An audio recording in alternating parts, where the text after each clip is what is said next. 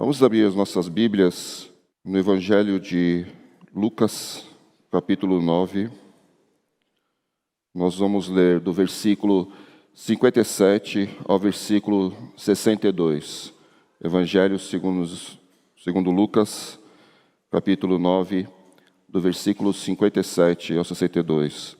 Nós estamos pregando na sequência no Novo Testamento. Estamos ainda no capítulo 8 de Mateus. Esse texto que nós vamos ler hoje é o texto paralelo que Lucas relata, e é um texto mais detalhado do que o texto que está em Mateus 8. Leiamos o que diz a santa palavra de Deus. Indo eles caminho fora, alguém lhe disse: Seguir-te-ei para onde quer que fores. Mas Jesus lhe respondeu: As raposas têm seus covis, e as aves do céu ninhos, mas o Filho do Homem não tem onde reclinar a cabeça. A outro disse Jesus: Segue-me. Ele, porém, respondeu: Permite-me ir primeiro sepultar meu pai. Mas Jesus insistiu: Deixa aos mortos os sepultar os seus próprios mortos. Tu, porém, vai e prega o reino de Deus. Outro lhe disse: Seguir-te-ei, Senhor, mas deixa-me primeiro despedir-me dos de casa. Mas Jesus lhe replicou: Ninguém que, tendo posto a mão no arado, olha para trás, é apto para o reino de Deus. Vamos orar novamente. Senhor nosso Pai, nós somos gratos, porque o Senhor preservou a Tua palavra para que chegasse a nós. E nós a temos agora aqui aberta. Lemos e ela está de frente dos nossos olhos, Pai. Fala-nos pela instrumentalidade do Teu Espírito Santo, Senhor, para que nós possamos entender a Tua palavra que foi lida nesse momento, Pai. Possamos aprender, guardar nosso coração e aplicar a nossa vida, Pai. Seja com o Teu servo que transmitirá a Tua palavra, Pai. Capacite-o a ser fiel na exposição da Tua palavra, Senhor. É o que nós te pedimos e agradecemos em nome de Jesus. Amém, Senhor. Nos conta o pastor William Watkinson, um pregador do século XIX, que ele estava à beira da praia com seu neto, quando ele encontrou um outro pastor mais idoso, também ali naquela mesma praia. E esse pastor mais velho, mais ancião, estava de muito mau humor e, para o cúmulo dos males, ainda estava com uma insolação, esse pastor mais idoso. E o menino, o neto do pastor Watkinson, estava ali ouvindo o que esse pastor mais idoso estava a falar e não estava compreendendo bem o que ele estava falando. E quando esse pastor mais idoso os deixou, o neto virou para o pastor Watkinson e disse: Avô, espero nunca sofrer de entardecer.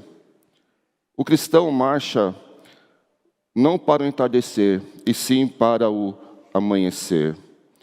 A contrassenha do reino não é para trás, e sim para frente.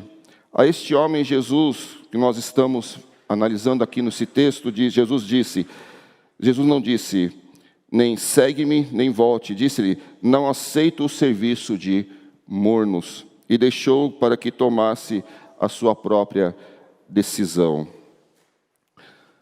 Aqui nessa passagem que nós vamos analisar hoje, se nós voltarmos para o texto de Mateus 8, o texto de Mateus 8 vem relatando uma série de milagres de Cristo. Como nós vimos a semana passada, a cura de um leproso, depois na sequência nós vemos a cura do servo do centurião, depois a cura da sogra de Pedro, a cura de um endemoniado, e aí nós chegamos nesse texto, quando Cristo vai falar sobre os seus discípulos.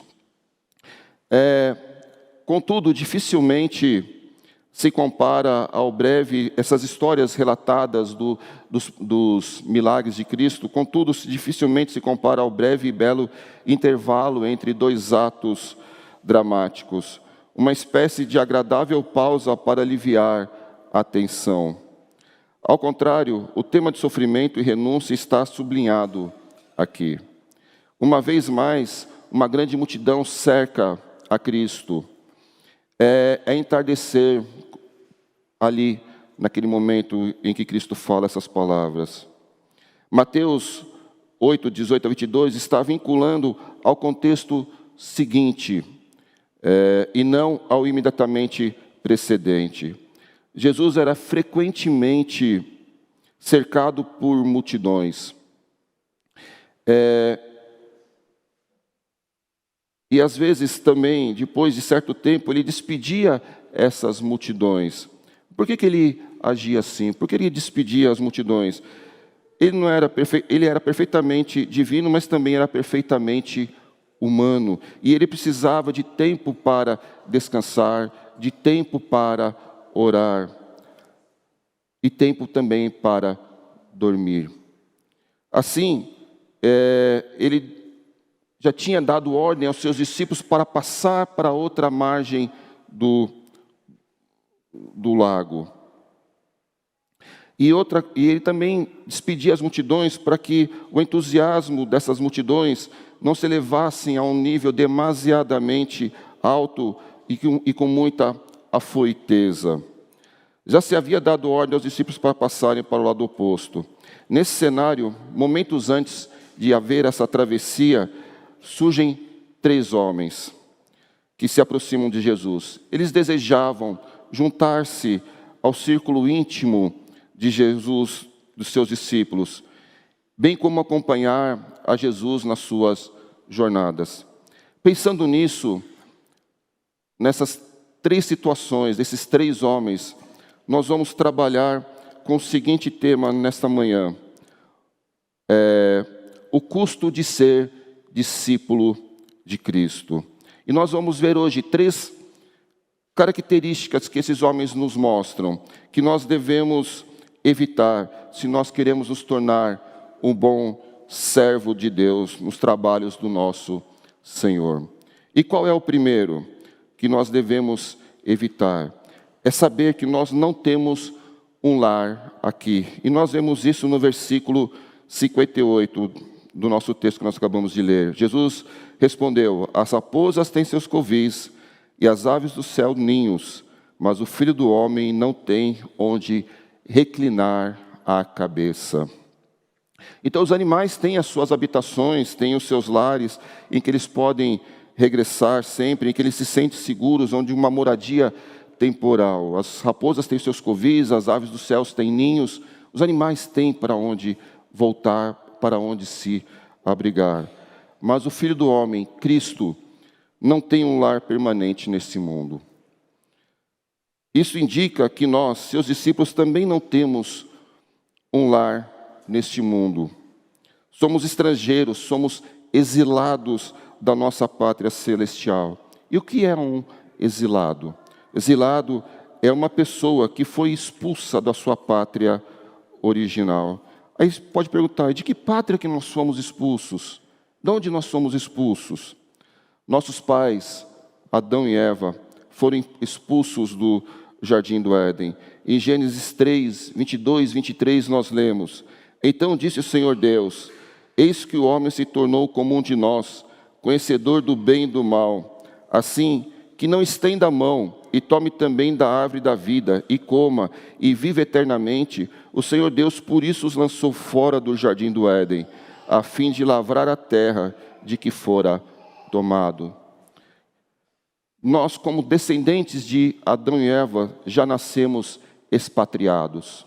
Nós já somos exilados desde o nosso nascimento. Nós não nascemos na nossa pátria original. Hebreus 11, 13 nos diz, todos esses, falando sobre os patriarcas da fé, o autor nos diz: todos esses morreram na fé, sem ter obtido as promessas, vendo-as, porém, de longe, e saudando-as, e confessando que eram estrangeiros e peregrinos sobre a terra. Então nos diz, o Hebreus está nos dizendo aqui que os patriarcas não eram peregrinos e estrangeiros por falta de opção. Eles não eram estrangeiros por falta de opção, peregrinos, mas sim pela fé que eles confessavam. Por isso eles eram peregrinos e forasteiros. O apóstolo Pedro, na sua primeira epístola, no capítulo 2, versículo 11, nos diz que somos peregrinos e forasteiros, e ele nos exorta que como tais, como forasteiros e peregrinos, que nós não nos contaminemos com as paixões carnais deste mundo que fazem guerra contra a nossa alma. O que isto significa para nós? Significa que os desejos do nosso corpo, ainda que estejam errados, que não estejam errados, ainda que sejam muitas vezes lícitos o que nós desejamos, eles já estão corrompidos pela nossa natureza pecaminosa. Voltando a Cristo, quando ele diz que o Filho do Homem não tem onde reclinar a cabeça. Cristo, desde o seu nascimento, Cristo já não encontrou lugar nesse mundo. Não havia lugar para ele na hospedaria, na estalagem. E à medida que a história de Cristo avança, nós vamos ver que ele não vai tendo lugar nesse mundo. A Judéia o rejeita. João 5,18 nos diz: por isso, pois, os judeus ainda mais procuravam matá-lo, porque não somente violava o sábado, mas também dizia que Deus era seu próprio Pai, fazendo-se igual a Deus. Os judeus não o queriam ali na Judéia. Na Galiléia o expulsara. João 6,66. À vista disso, muitos dos seus discípulos o abandonaram e já não andavam com ele. Gadara, terra dos Gadarenos, para onde Cristo estava indo agora, depois de falar, de confrontar, mostrar o custo do discipulado. Quando ele atravessa o lago, ele vai para Gadara, para a terra dos Gadarenos. E quando ele expulsa a legião de demônios que havia naquele homem. Qual é a reação dos Gadarenos? Os Gadarenos pedem que ele saia do seu distrito. Mateus 8,34 registra: então a cidade toda saiu para encontrar-se com Jesus, e vendo-o lhe rogaram que se retirasse da terra deles. Samaria lhe nega hospedagem. Lucas 9, 52 e 53 registra: e enviou mensageiros que o antecedessem. Indo eles, entraram numa aldeia de samaritanos para lhe preparar pousada. Mas não o receberam, porque o aspecto dele era de quem decisivamente ia para Jerusalém. A terra não o quer. Mateus 27, 22 nos relata: replicou-lhe Pilatos: que farei então de Jesus chamado Cristo? Seja crucificado, responderam todos. Que mal fez ele? Perguntou Pilatos. Porém, cada vez mais clamavam: seja crucificado. A terra não o queria, e até o céu lhe abandonou. Mateus 27, 46. Por volta da hora nona, clamou Jesus em alta voz, dizendo: Eli, Eli, lama sabachthani, que quer dizer: Deus meu, por que me desamparaste? Então nós vemos que Cristo não encontrou lugar nesse mundo. Por onde ele passou, ele foi rejeitado, ele foi expulso. Portanto, nós, como os discípulos de Cristo, devemos saber que o custo do discipulado envolve luta e contenda permanente com o mundo. Não devemos querer seguir a Jesus. Não devemos querer seguir a Jesus por onde quer que ele vá, motivado por vantagens que nós possamos receber. Possivelmente aqui, Mateus vai relatar que esse primeiro homem que diz que seguiria Jesus era um escriba. E provavelmente ele se dispõe a querer seguir a Jesus porque ele quer desfrutar das benesses de seguir a Cristo, porque Cristo fazia milagres, já havia visto Cristo fazer os milagres, como nós relatamos antes. Era um grande mestre, talvez por isso ele quisesse seguir a Cristo. Mas Cristo vai mostrar que há um custo para você ser o discípulo. Então nós não podemos querer nos juntar a Cristo motivado por vantagens que nós possamos receber. Jesus nos mostra que o Filho do Homem não tem onde reclinar a cabeça. Aqueles que querem seguir a Jesus motivados por vantagens pessoais e terrenas, recebem dele uma imediata resistência. O seguidor de Jesus não deve contar com uma vida de luxo. Os candidatos a discípulos precisam considerar o preço do discipulado e entender que não serão aceitos enquanto não decidirem conscientemente pagar o preço de seguir um líder rejeitado. É interessante, a gente quer seguir líderes. Hoje, o que mais temos nas redes sociais são pseudos-líderes, líderes e líderes bem-sucedidos. E é esses que ganham os likes, que ganham os seguidores. Com certeza, se Cristo hoje estivesse numa rede social, não teria tantos seguidores, não ganharia tanto likes assim. Mas há uma boa notícia. A recompensa gloriosa a todos os verdadeiros seguidores de Cristo. Mas é sempre o caminho da cruz que nos leva de volta ao lar. Nós vamos voltar. Nós estamos exilados hoje, mas nós voltaremos ao nosso lar. Essa é a boa notícia. Mas a boa notícia também envolve uma vida do quê? De sofrimento. Porque é o caminho da cruz que nos leva de volta ao lar. Mateus 10, 24 nos diz: o discípulo não está acima do seu mestre, nem o servo acima do seu senhor. João 16, 33 nos diz: estas coisas vos tenho dito, para que tenhas paz em mim. No mundo passais por aflições, mas tende bom ânimo. Eu venci o mundo. E 2 Timóteo 3,12 nos diz: ora, todos quanto querem viver piedosamente em Cristo Jesus serão perseguidos. Cristo foi rejeitado, Cristo foi perseguido. Nós também seremos, se queremos ser de fato um bom discípulo de Cristo. Irmãos, nosso coração não pode estar dividido. Não pode estar nesse mundo. A nossa pátria não é aqui. Somos embaixadores do reino lá dos céus. Estamos a serviço do nosso rei. Se queremos ter pertencimento a este mundo, não temos parte com Cristo. Não podemos servir a dois senhores, como o próprio Senhor nos diz. Não podemos servir a dois senhores. Como o próprio Cristo nos diz: quem não é por mim, é contra mim. Quem comigo não ajunta, espalha. Em Lucas 10, de 1 a 12, Cristo comissiona 70 discípulos para irem adiante dele, pregando, e deixa a seguinte ordem, versículos 3 e 4. Ide, eis que vos envio como cordeiros para o meio de lobos. Não leveis bolsa, nem alforge, nem sandálias, e a ninguém saudeis pelo caminho. Nós somos enviados a pregar as verdades da salvação a este mundo que odeia a Cristo. Por isso somos como ovelhas no meio de lobos. Nossa bagagem deve ser leve, porque temos que estar concentrados na missão que nos foi confiado. Nós não podemos ter distrações. Isso não quer dizer que seremos desamparados. Nos mesmos textos, versículos 5 a 7, nós lemos: ao entrardes numa casa, dizei antes de tudo, paz seja nesta casa.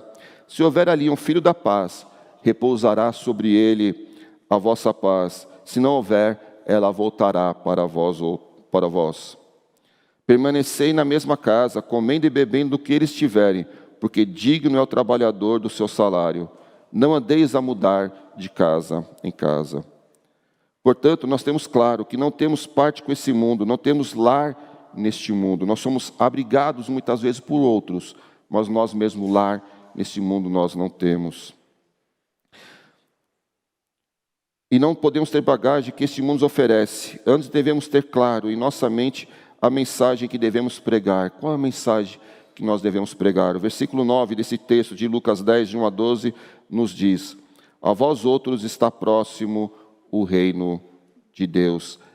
Arrependam-se de seus pecados. Essa é a mensagem que um discípulo de Cristo deve levar. Aplicação para nós, irmãos. Não nos tornemos discípulos de Cristo pelo que podemos ganhar em termos materiais, motivados por vantagens pessoais e terrenos.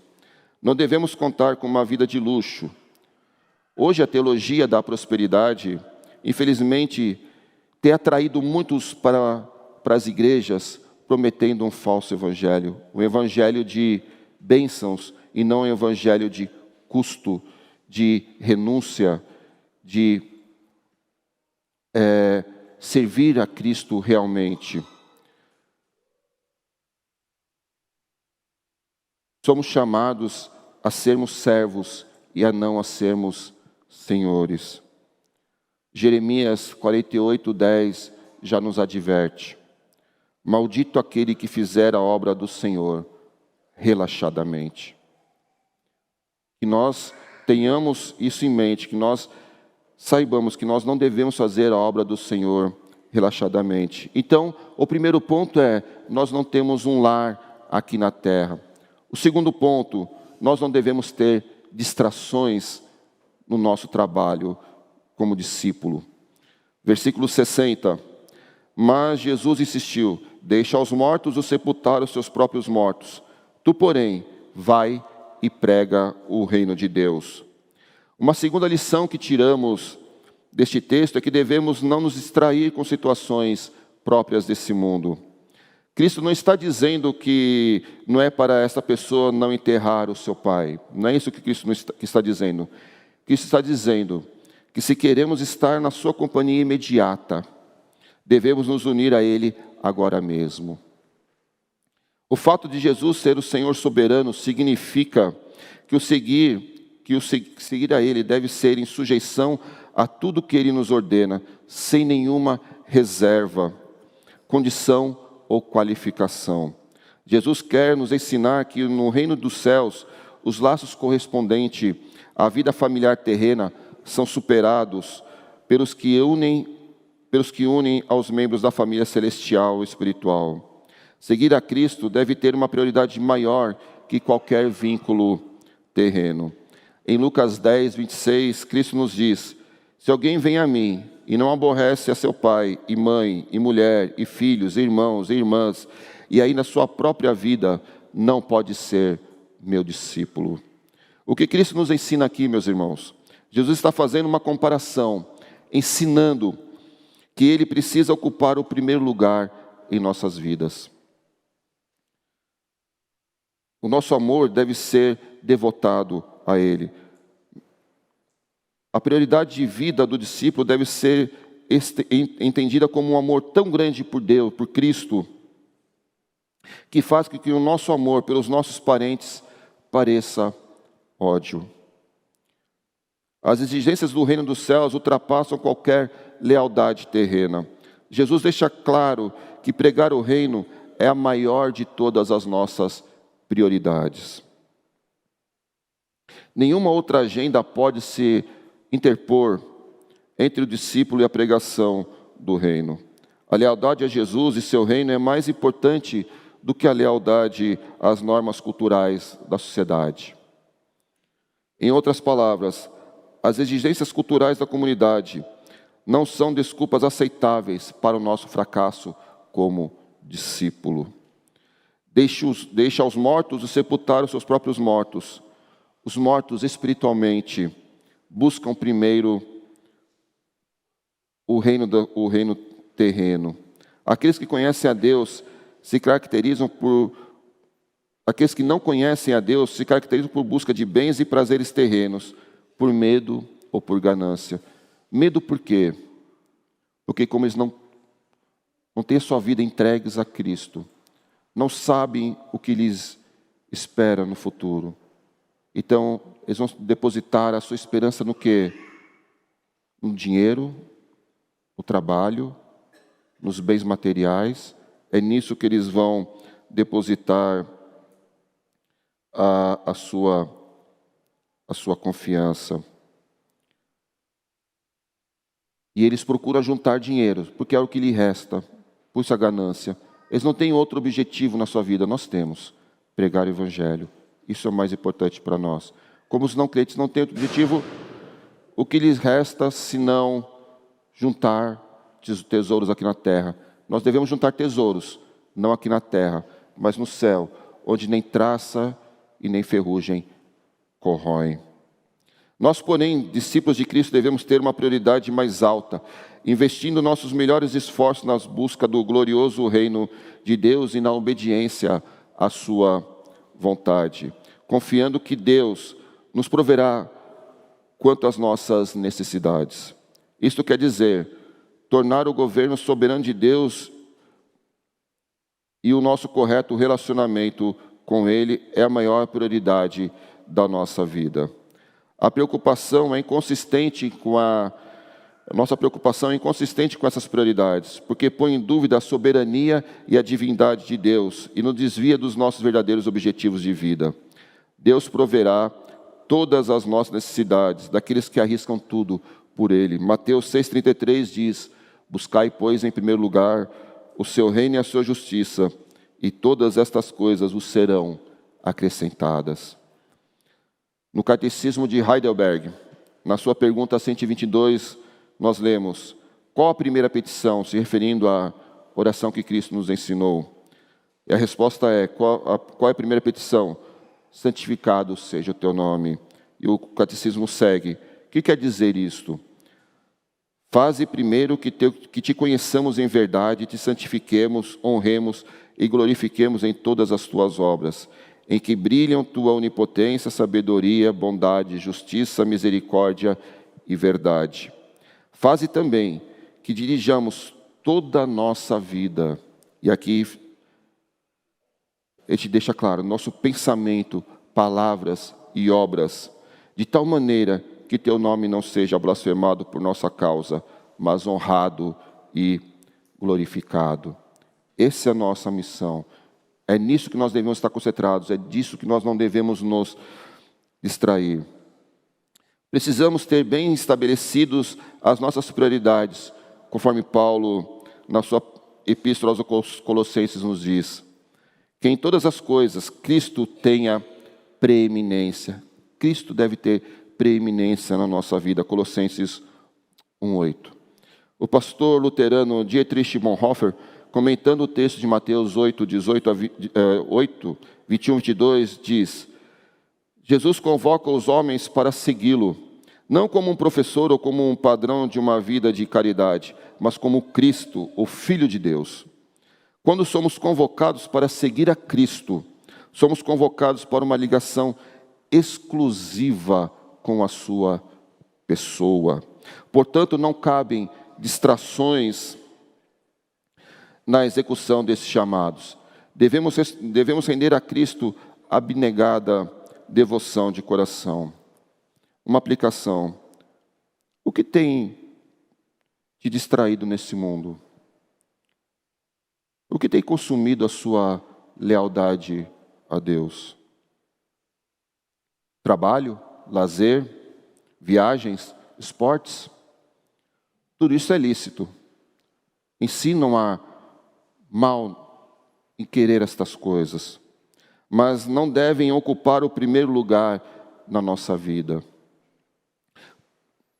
O reino de Deus e a sua expansão aqui na terra deve ser o primeiro lugar na nossa vida.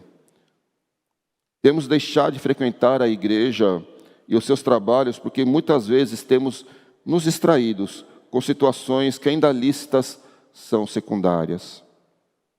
Muitas vezes deixamos de vir a Cristo, deixamos de vir na igreja, deixamos de estar nos trabalhos da igreja, nos servindo a Cristo, porque vamos assistir uma partida de futebol, porque vamos fazer uma viagem, porque vamos passear. Como eu falei, ainda que não sejam coisas ilícitas, que não sejam proibidas de fazermos, mas elas não são prioritárias na nossa vida. Nossa prioridade é ser discípulo de Cristo, é seguir a Cristo, é estar na casa do nosso Pai. Peçamos perdão a Deus por não fazermos o seu trabalho de maneira eficaz e que nós nos disponhamos, a partir de agora, a sermos servos competentes no seu trabalho. Então nós vimos que nós não temos um lar aqui na terra que nós não podemos ter distrações no nosso trabalho de discípulo. E por fim, nós não podemos ter indecisão em ser um discípulo de Cristo. Versículo 62. Mas Jesus lhe replicou: ninguém que tendo posto a mão no arado, olha para trás, é apto para o reino de Deus.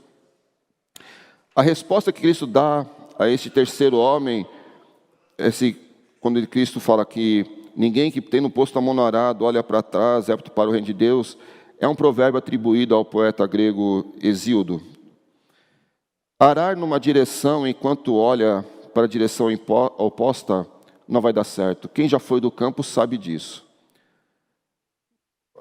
Imaginem o arado mais manual, aquele puxado por bois ou cavalos. Você arando, olhando para trás, o negócio não vai ficar retinho, né? Vai dar uma entortada. O coração desse homem estava dividido. Não podemos ter o coração dividido como estava o coração dos israelitas. 1 Reis 18, 21 nos diz: então Elias se chegou a todo o povo e disse: até quando cocheareis entre dois pensamentos? Se o Senhor é Deus, segui-o. Se é Baal, segui-o. Porém o povo não lhe respondeu. Em vez disso, devemos ser como Paulo, que tinha bem claro qual era o alvo de sua vida. Filipenses 3, 13 e 14. Irmãos, quanto a mim, não julgo havê-lo alcançado, mas uma coisa faço, esquecendo-me das coisas que para trás ficam, e avançando para as que diante de mim estão, prossigo para o alvo, para o prêmio da soberana vocação de Deus em Cristo Jesus. Agindo assim, estaremos aptos para o reino de Deus e seremos úteis para o Mestre. 2 Timóteo 2,21 nos diz: assim, pois, se alguém a si mesmo se purificar desses erros, será utensílio para a honra, santificado e útil ao possuidor, estando preparado para toda boa obra. Muitas vezes oferecemos voluntariamente nossos serviços a Deus, mas queremos adiar o início deste serviço até que nossas obrigações sociais estejam cumpridas. Jesus está dizendo aqui que servir a Ele e ao seu reino devem vir em primeiro lugar. Se não o pusermos acima de tudo mais, se não pusermos Cristo acima de tudo mais, não importa quão importantes sejam as demais coisas, não poderemos ser discípulos deles. Uma vez que tenhamos começado a arar a terra no campo do Mestre, não podemos olhar para trás. Muitas vezes é como se estivéssemos olhando ardentemente para as coisas que estamos deixando para trás. Mostramos relutância nas nossas decisões. No reino de Deus não há espaço para distrações nem para saudosismo. O chamado do reino de Deus precisa ter prioridade sobre todas as outras lealdades. Pois o discípulo que tem a lealdade dividida é uma força desagregadora na obra do reino e dessa forma não é capaz de participar dele. Jesus deixa claro que o reino exige que os seus seguidores, quando chamados, caminhem para a frente e não olhem para trás. Aplicação. Não consideremos precioso o que deixamos para trás. As benesses que o mundo nos dá hoje não se comparam com as bênçãos que receberemos, tanto no passado quanto no presente e no futuro. Há um lar celestial nos esperando. E quando eu for e vos preparar lugar, voltarei e vos receberei para mim mesmo, para que onde eu estou estejais vós também. João 14:3. Não sejamos como a mulher de Ló, que advertida que não olhasse para trás, olhou porque estava com saudades do que havia vivido naquela terra. Mas que tenhamos os nossos olhos fitos firmemente no autor e consumador da nossa fé, Cristo Jesus. Concluindo, irmãos, devemos nos lembrar de que Jesus enxergou esses 3 compromissos ou respostas mais profundamente do que seríamos capazes de enxergar. Ele viu a atitude do coração que os impelia esses 3 homens. Ele sabia que se os compromissos eram de coração ou não. E eles simplesmente não queriam discípulos que tivessem um coração dividido. Sua obra e sua pessoa são importantes demais para ter discípulos superficiais. O pastor Charles Simeon, no século XVIII, descreve esses 3 personagens aqui. O primeiro, professa o extremo desejo de seguir a Cristo. O segundo, manifesta um elevado grau de relutância. O terceiro, professa um desejo de seguir a Cristo, mas pede permissão para um adiamento. Ao primeiro, Cristo mostra as dificuldades do discipulado. Ao segundo, mostra que qualquer consideração tem que ser posta de lado. E ao terceiro, ele administra uma solene advertência. Cristo, que foi morto na cruz pelos meus, pelos seus, pelos nossos pecados, nos fez seus discípulos. Sejamos, pois, bons discípulos, sabendo que nosso lar não é aqui, que nós não tenhamos distrações no nosso labor e que não hesitemos ou sejamos indecisos para seguirmos a Cristo, pois Cristo não hesitou em morrer por nós na cruz. Que possamos, ao terminar a nossa carreira aqui, ter a certeza que combatemos o bom combate, que guardamos a fé e que ouçamos de Deus, ao final da nossa vida. Muito bem, servo bom e fiel, entra no gozo do teu Senhor. Que Deus nos abençoe. Amém.